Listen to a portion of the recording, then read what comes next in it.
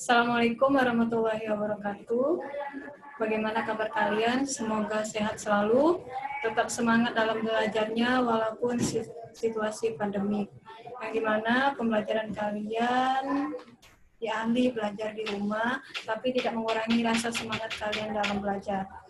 Pada kesempatan kali ini, Ibu akan membahas materi yang selanjutnya, yaitu di bab kedua.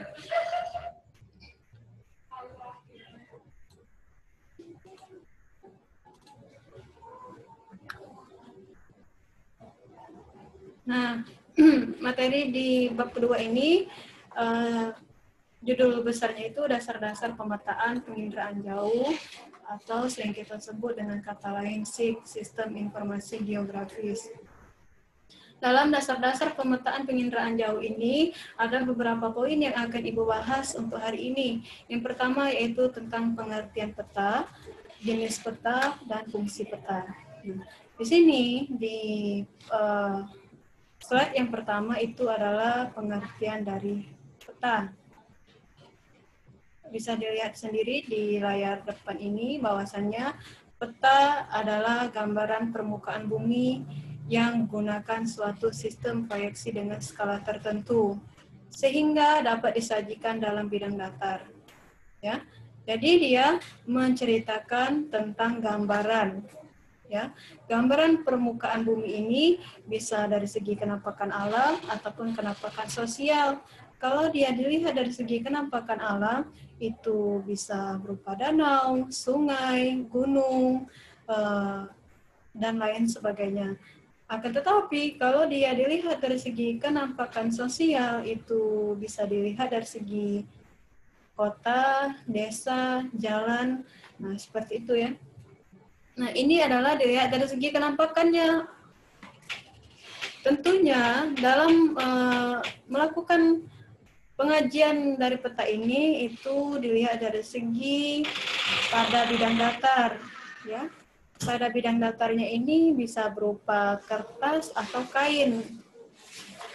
Ya, bisa berupa kertas atau kain sehingga disajikan dalam bidang datar yang mempunyai skala tertentu. Jadi setiap peta itu memiliki skala-skalanya tertentu.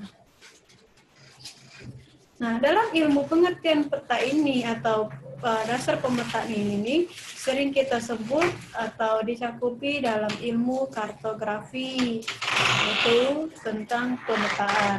Ini adalah pengertian peta. Peta sendiri yaitu memiliki 3 hal. Yang pertama itu adalah pemilihan fenomena muka bumi yang dianggap penting sesuai dengan tema dan judul peta. Jadi dalam setiap pemilihan fenomena di muka bumi ini, itu sesuaikan dengan tema dan judul petanya. Misalnya kita mau menggambarkan peta ini kepadatan penduduk. Judulnya otomatis peta kepadatan penduduk. Maaf. Yang kedua itu adalah proses pemindahan bentuk muka bumi dalam bidang datar sehingga dia digunakan dengan menggunakan sistem proyeksi, ya. Nah, yang terakhir itu adalah proses pengecilan ukuran muka bumi yang sebenarnya itu digunakan dengan skalanya. Jadi setiap peta itu dia memiliki skala-skalanya tertentu. Dari hal tersebut bahwasanya peta ini juga memiliki jenis-jenisnya.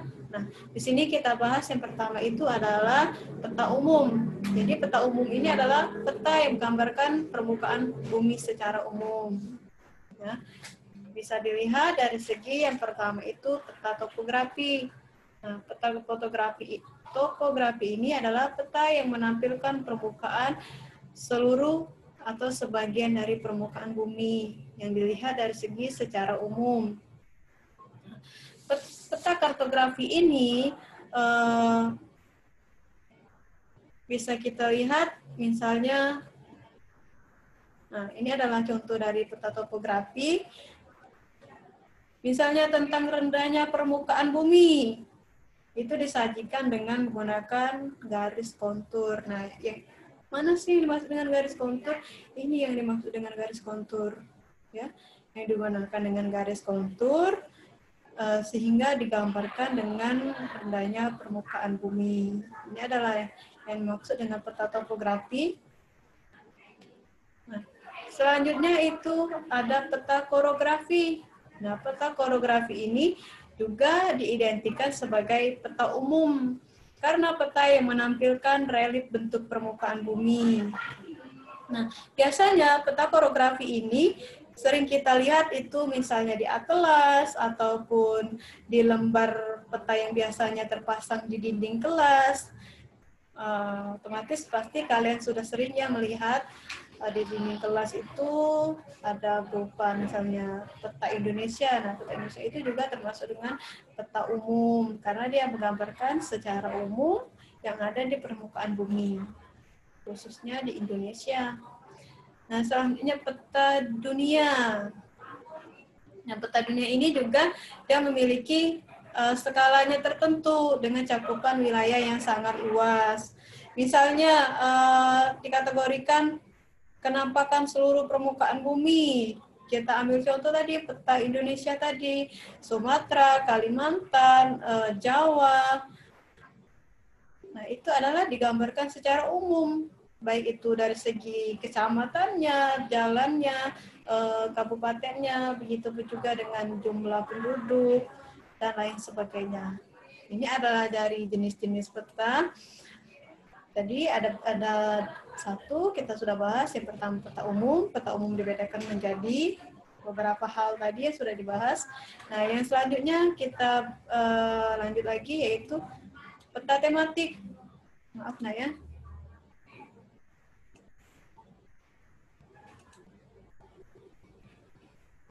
Nah, peta tematik.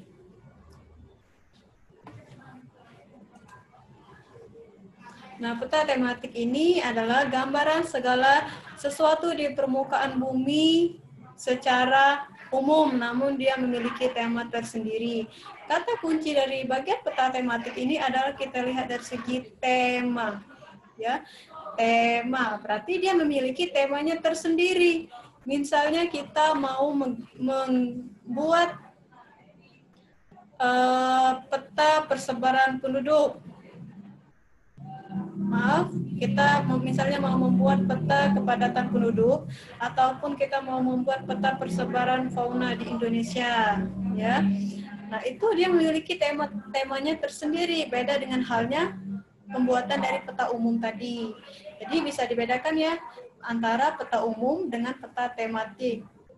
Peta umum dia digambarkan secara umum, namun kalau peta tematik dia menggambarkan secara khusus, namun dia memiliki informasi yang berbeda antara peta umum tadi.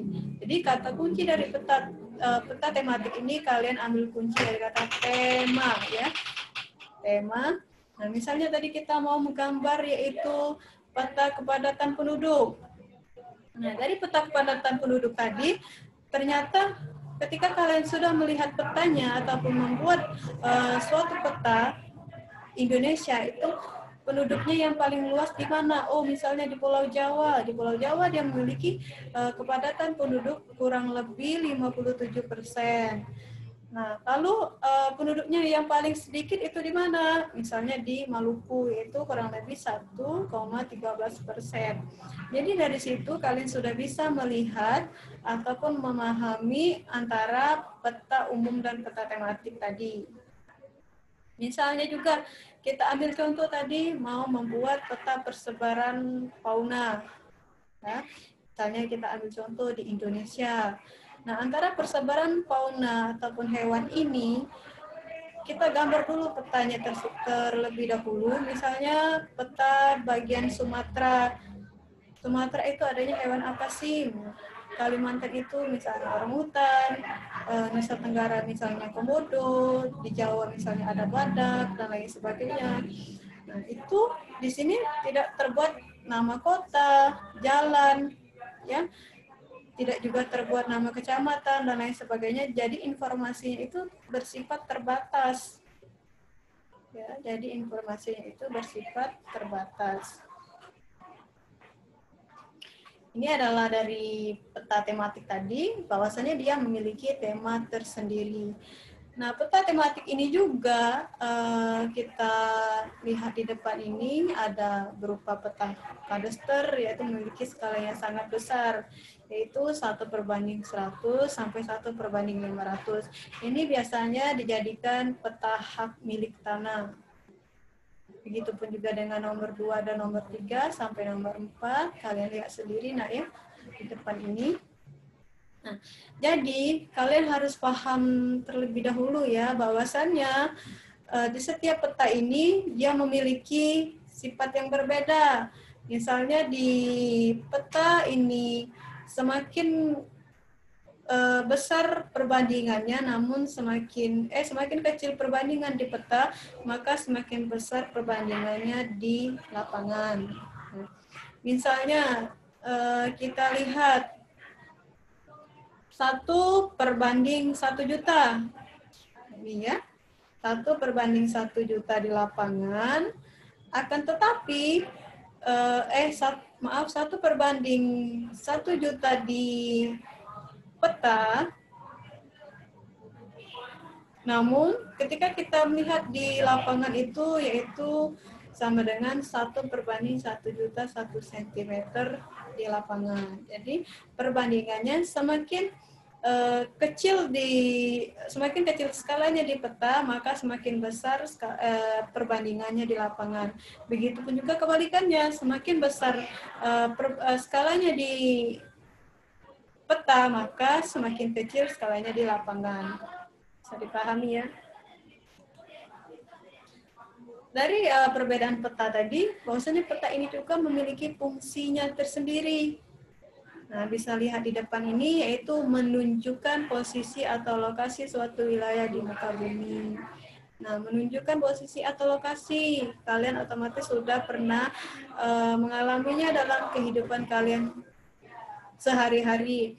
Misalnya saya mau pergi ke rumah teman saya, akan tetapi saya tidak tahu alamat rumah teman saya. Saya mau pergi ke rumah teman saya tersebut, saya minta mengirimi share